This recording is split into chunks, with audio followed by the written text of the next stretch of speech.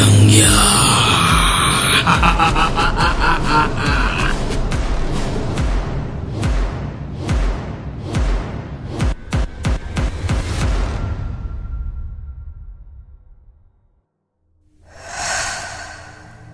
टिनाचे भले मोठे कवाड करकर करीत खाली कोसळले आणि त्या आवाजाने कानिफने दचकून बाहेर पाहिलं। कानिफ आणि भिवा भक्ताची नजरानजर झाली। कानिफच्या ताब्यात बायंग्याच्या रूपाने भिवाची शिकार होती आणि भिवासोबत सूरजच्या रूपाने कानिफचे सावज। हे अवघडा, त्या पिशाच्याला माझ्या हवाली कर।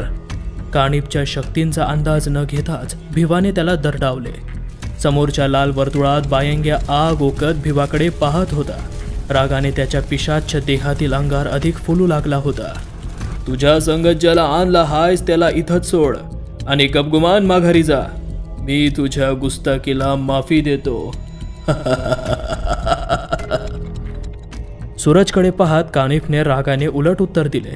तो बदत नाही असे पाहून भिवाने जराही वेळ न दवडता बटव्यातलं भस्म पुढे उभे असलेल्या भिकाजीच्या कंकाल रूपी देहावर उधळत तोंडातल्या तोंडात मंत्र पुटपुटून त्याला कानिफवर सोडलं।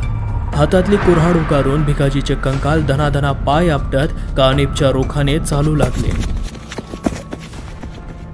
आईला मरायलाच आला हायस तर तुझी इच्छा पूर्णच करतो। भिवाची कृती पाहून कानिफ चौताळत म्हणाला।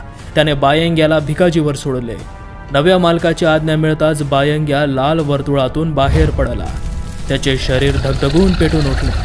जळका कुचकट वास सर्वत्र पसरला। त्याने सापासारखी वळवळणारी जिव्हा लांब करीत भिकाजीचा कुऱ्हाड उगारलेला हात खांद्यापासून उपटून काढला। आपला आकार मोठा करत त्याने मोडक्या हाताच्या भिकाजीच्या कंकालावर झेप घेतली।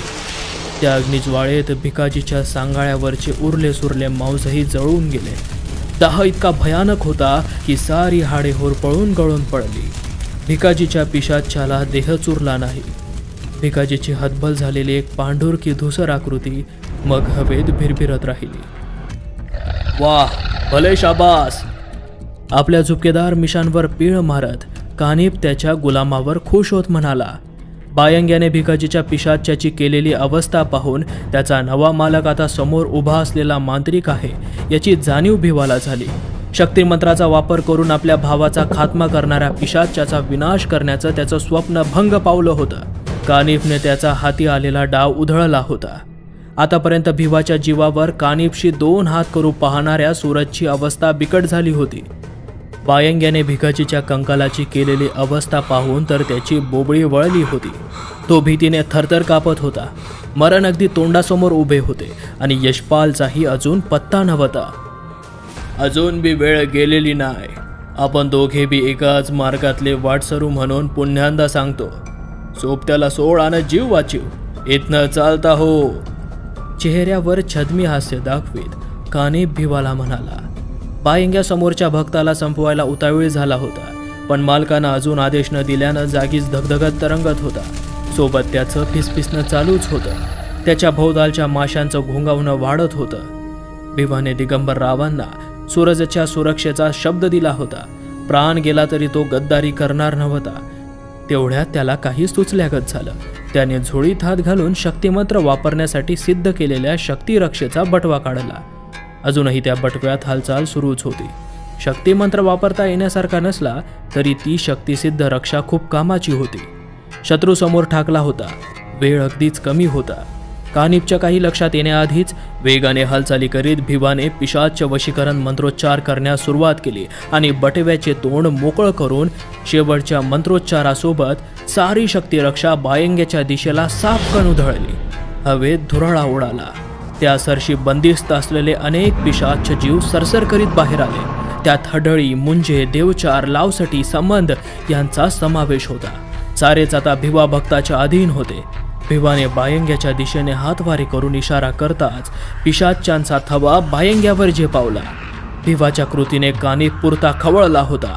त्याने बायंग्याला साऱ्या भूतावळीसोबत भिवा आणि सूरजचा खात्मा करण्याचा हुकूम केला। भिवाच्या भूतावळीची फलटण 4ही बाजूंनी बायंग्यावर तुटून पडली। सजीव सृष्टीच्या पलीकडील जीवांचा संघर्ष सुरू झाला। कृष्ण ऊर्जा विरुद्ध कृष्ण ऊर्जा असा हा सामना होता। बायंग्याने आजवर या साऱ्या भुतावळीपेक्षा कित्येक पटींनी जास्त सजीवांना यमसदनी धाडले होते. त्यामुळे त्याच्या दुष्कृत्यात भर पडून त्याच्या कृष्ण शक्तीत वाढ झाली होती. तरीही समोर अनेक शत्रू असल्याने त्याची गोची झाली होती. मुंजे त्याच्या पोकळ नाकाच्या खोबणीत जाऊन बसले होते. हडळी मिळून त्याच्या वळवळणारी लांब सडक जिव्हा ओढत होत्या. लावसटीने त्याच्या कमरेला वेटोळे घातले होते. संबंध त्याचे दोन्ही बाहू खेचत होते. देवाचार त्याच्या खांद्यावर बसून डोके मागच्या बाजूला ओढत होते. एखाद्या बलशाली पुरुषाच्या देहावर 10-12 चिमुरडी चढून त्याची खेचाखेच करून त्याला हैराण करून सोडावे अशी गत आता बायंग्याची झाली होती. एकाला ओढून काढावं तर त्या जागी दुसरं भूत येऊन बसत होतं. बराच प्रयास करूनही ही पिलावळं काबू होत नव्हती. शेवटी अग्नितत्वाने भारीत असलेल्या बायंग्याने आपल्या पिशाच्या आकाराचे तापमान वाढवायला सुरुवात केली. त्याचे डोळे भडाभडा पेटून उठले. जीभ भट्टीत तापवलेल्या तारेसारखी लालसर झाली. अंगात निखाऱ्याचा जाळ फुलून सारा आकार लालबुंद होऊन पेटून उठला. अंगा खांद्यावर लुचणाऱ्या पिशाच्यांना तो दाह सहावेना झाला. तसे ते पटापट बायंग्यापासून दूर पळू लागले.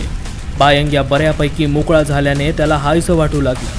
विखुरलेल्या भुतावळीवर तो चाल करून गेला. उघड्या बंब मुंजांना त्याने आपल्या कवेत दाबत चांगलेच भाजून काढले. त्यांच्या पांढुरक्या धुसर आकृत्या आता काळ्या ठिक्कर होऊन पडल्या. यमयातनांनी ते बोंबलू लागले. आता त्याने आपला मोर्चा हडळी आणि लावसाटीकडे वळवला. त्यांच्या झिंज्या धरून त्याने घराघरा फिरवायला सुरुवात केली. त्याच्या तापलेल्या आकाराच्या धगेने त्यांची लाही होऊ लागली. वेदनेने त्या चित्कारू लागल्या. बायंग्याने त्यांना हवेत भिरकावले. ऊर्जाहीन झाल्याने हवा गेलेल्या फुग्यासारखे त्यांचे आकार लहान होत त्या खाली येऊ लागल्या. अखेर जमिनीवर येऊन त्या मलूल होऊन पडल्या. मुंजांची आणि हडळींची झालेली हालत पाहून उरल्या सुरल्याचे अवसान गळून गेले. बायंग्यापासून स्वतःला वाचविण्यासाठी त्यांची पळापळ सुरू झाली. हातात भेटेल त्या पिशाच्याला बायंग्या कापूस पिंजावा तसा छिन्न विछिन्न करू लागला. बायंग्याच्या शक्तीसमोर कोणाचाही टिकाव लागला नाही. टिनाच्या इमारतीत चहू बाजूंना त्या भुतावळीच्या पुंजक्यांचा सडा पडला होता. बायंग्याने आपले लक्ष आता समोर उभ्या भक्ताकडे वळविले. विजयाच्या उन्मादात तो भिवावर झेपावला.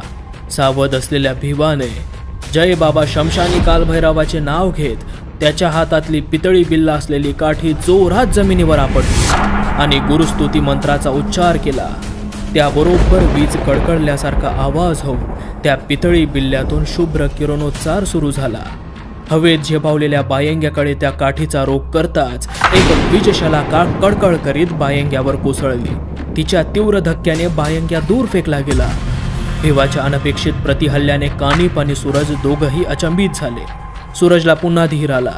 भिवा भक्ताचे सामर्थ्य हळूहळू कानिपला उमगत होते. बायंग्याचा कस पाहण्यासाठी अजूनही या लढाईत त्याने हस्तक्षेप करणं टाळलं होतं. क्षणाचाही विलंब न करता भिवाने पिशाच एक संद मंत्र जाप सुरू केला.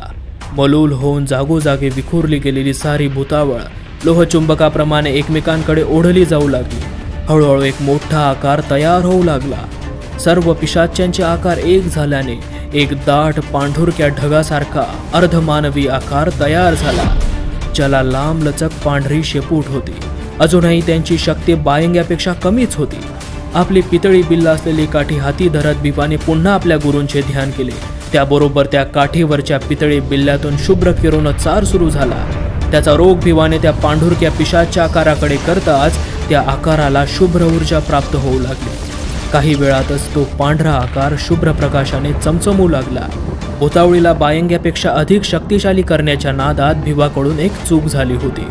शुभ्र ऊर्जेचा वापर काळ्या शक्तींची ताकद वाढविण्यासाठी वर्ज्य होता. त्याचे दुष्परिणाम लवकरच भिवाला भोगायला लागणार होते. भिवाच्या आघातातून बायंग्या थोडा सावरला होता. त्याच्यावर पुन्हा चाल करण्यास तो बिचकू लागला. पण त्याआधीच त्याच्या समोर एक नवीन प्रतिद्वंदी आवाहन देत उभा होता. साऱ्या पिशाच्यांचे आकार एकमेकात गुंतून तयार झालेला एक भला मोठा अर्धमानवी आकार बायंग्यावर सरसावला. बायंग्यानेही आपले आकारमान वाढविले. आपल्यातील दाहकता वाढवण्यासाठी त्याने आपले तापमान वाढवीत उच्च बिंदूपर्यंत नेले. इतके की कानिफ भिवा आणि सूरजलाही चटके बसू लागले. कानिफने आपल्या सिद्ध चिमट्याने स्वतःभोवती वर्तुळ तयार करून त्याला सुरक्षित करून घेतले. भिवानेही त्याचीच री ओढत आपल्या झोळीतील सिद्ध भस्म काढून दोघांभोवती सुरक्षा वर्तुळ काढले. त्यामुळे बाहेरची दाहकता आता त्यांना स्पर्शू शकत नव्हती. बायंग्या आणि त्या भूतावळीचा सामना पाहण्यासाठी तिघेही उत्सुक झाले होते. अग्नितत्वाने भारित बायंग्या आणि भिवाच्या शुभ्र शक्तीने ताकदवर झालेल्या दोन्ही पिशाच शक्ती एकमेकांना भिडल्या. आपले शक्तिशाली बाहू हवेत उगारून बायंग्याने त्या पांढुरक्या भुतावळीच्या मस्तकावर जोरदार प्रहार केला. त्याबरोबर त्या एकसंध मस्तकातून अनेक डोकी बाहेर आली. ती सारी त्या आकारात सामावलेल्या हडळी, मुंजे, लावसटी, संबंध, देवचार असल्या भूतांची होती. आपल्या तीक्ष्ण सुळ्यांनी त्यांनी बायंग्याच्या हातांचे चावे घ्यायला सुरुवात केली. भिवाच्या शुभ्र शक्तीमुळे बायंग्याची दाहकता त्यांना विशेष जाणवत नव्हती. उलट शुभ्र शक्तीतून निघणाऱ्या अगणित विजशलाखांच्या झटक्यामुळे बायंग्याला असंख्य इंगळ्या डसाव्या अशा वेदना होऊ लागल्या. कसेबसे त्याने आपले दोन्ही बाहू त्या जवळ्यांच्या तावडीतून सोडविले. मंचक नंतर प्रथमच बायंग्याला त्याच्यावर भारी पडू शकेल असा प्रतिस्पर्धी भेटला होता.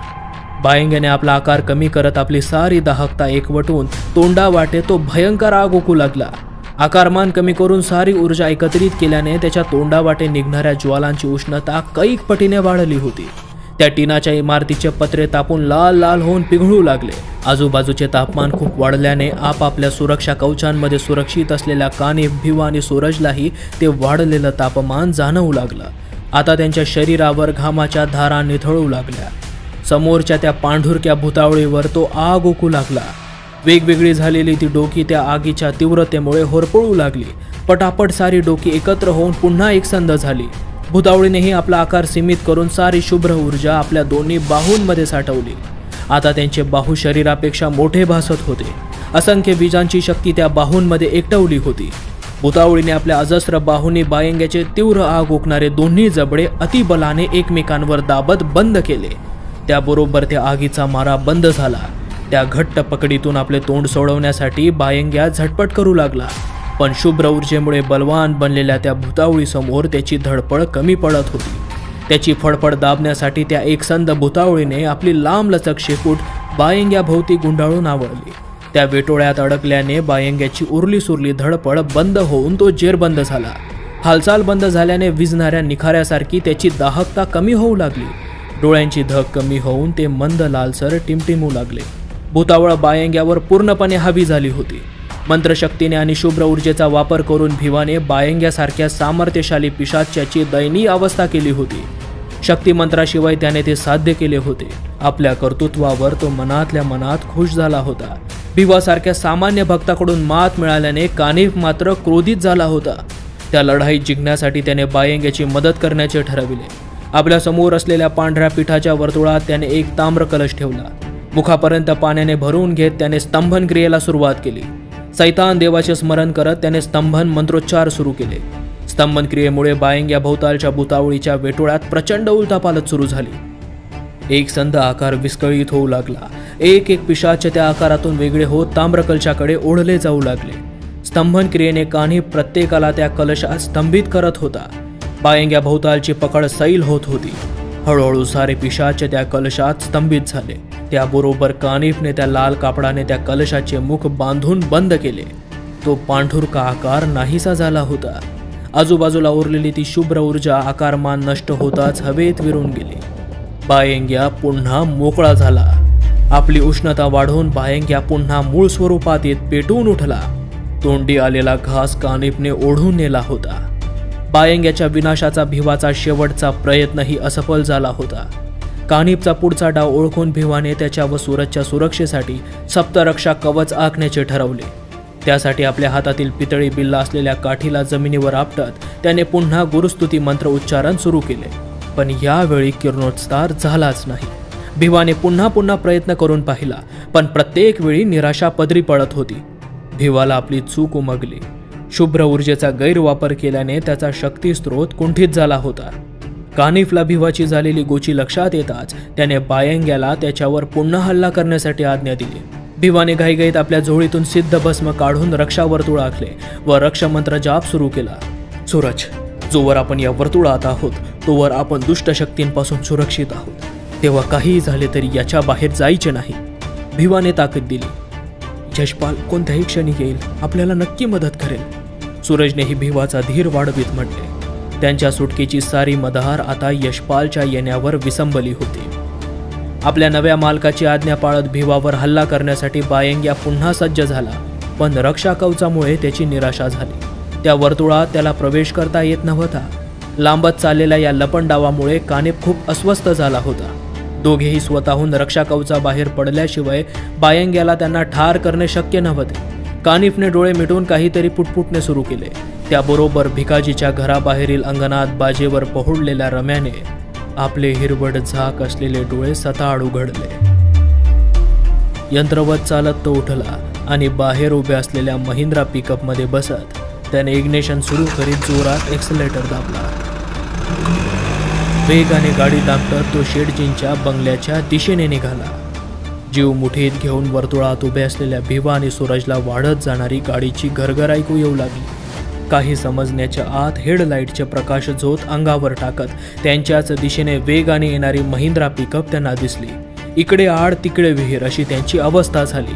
जीव वाचविण्यासाठी वर्तुळातून बाहेर पडावे तर बाहेर बायंग्या त्यांच्यावर काळझेप घेण्यासाठी तयार होता.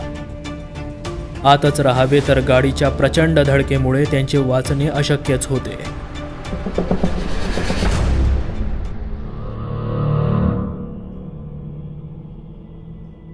अघोरी